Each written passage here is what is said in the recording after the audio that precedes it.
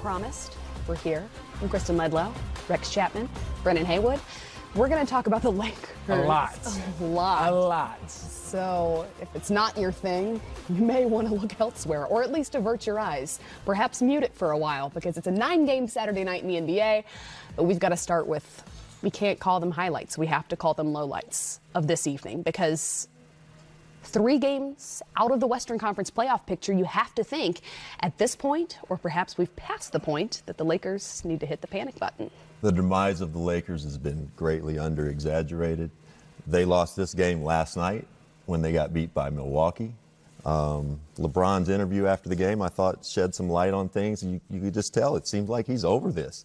And they went into Phoenix tonight and laid an egg. I agree with you. He definitely looked like he's over it, especially last night. You talk about the Milwaukee game, leaving the court early like he had to go out there and beat L.A. traffic or something. Yeah. I don't understand. Yeah. Like, you can't walk off the court with 12 was seconds just a on the clock and say that you're the leader of the team. So I think the Lakers are definitely in trouble. I don't think they're going to make the playoffs. Their body language is bad. I think maybe a young, hungry team like Sacramento slips in there. Or even a team like the Clippers might even hang on. The Clippers are playing with more fight than the Lakers right now. But the Lakers right now, they just seem like everything is not in place. And I'm not sure. I'm not liking some of the body language I'm seeing from LeBron, especially on the defensive end. There were a couple of plays that when we were watching this game in the back, in transition, this wasn't old school LeBron that used to hawk you down and get the chase down blocks. That's the type of effort you need to energize the younger guys on this team and galvanize the squad. And when you're not getting it from up top, it's a trickle-down effect to the rest of the team. So when we look back on this season and we say, that's when it happened, that's when the season was over for the Lakers. Will it be when they were sitting in 4th and LeBron went down with injury? Will it be perhaps when the Anthony Davis trade that was botched at the trade deadline? AD on the way. Kawhi's on the way. The Lakers are funky like Bootsy Collins and Parliament and George Clinton. They're funky. It's awful. I mean, the vibe is bad. I appreciate Brandon Ingram right now, because you look at him like last night and tonight. He's just going out there and saying, forget all this. If you want me here, you want me here. If you don't, you don't. He's just balling.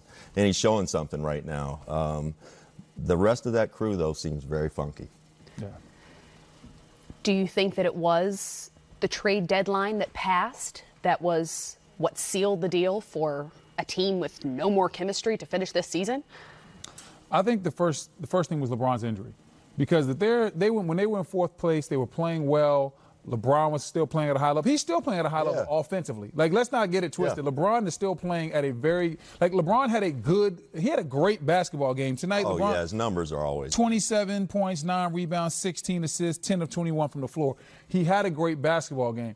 But some of the other intangibles that we're not seeing, and some of that might be he's not over the injury yet. Yeah, maybe he's still a little bit hurt, trying to work his way back into shape. But for me, the Lakers season totally turned around, and all the chemistry issues started when LeBron went down, because then the team started losing. And you know how it is. Winning is like cologne. You can spray it on, and you might not smell the funk. That's really going on back there. But once you start winning and that cologne wears off, you smell what you got. And you said the Lakers are funky, so I'm going to go ahead and just keep rolling with that. Let's play on it. So what do you do now? If you're the Lakers now moving forward, you have less than 20 games to go in this season. Of course, we learned in 2016 not to bet against a LeBron James-led team. He is capable of miraculous things. But at this point, what do you see as a successful end to this season? Well, I mean, a successful end is them making the playoffs. Anything less than that, and it's a disappointment. But is it, though? Is making the playoffs, is squeaking into that 8th seed to get swept by the Warriors, is that a successful season? I think that's more LeBron's legacy type thing. You know, he's made the playoffs forever. And maybe I'm focusing on that a little bit because that saves face a little, I guess. But, no, I think that this is either you make the playoffs or you got to move on and shake a lot of things up. Well, they might shake things up even if they do make the playoffs. But I think if they don't make the playoffs, it'll be a wasted season.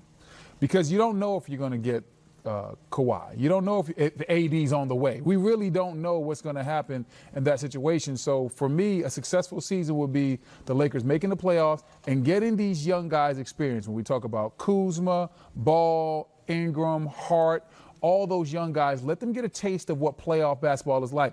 me and you both know playoff basketball is different than regular season basketball. These guys need to get a taste of that because until you've been in it, you don't know what it's truly all about. So I thought this was going to be a good year where LeBron gets this Laker team into the playoffs, the young guys get a chance to develop, and then, I didn't expect the Lakers to go far, but I expect them to at least get a playoff series or two.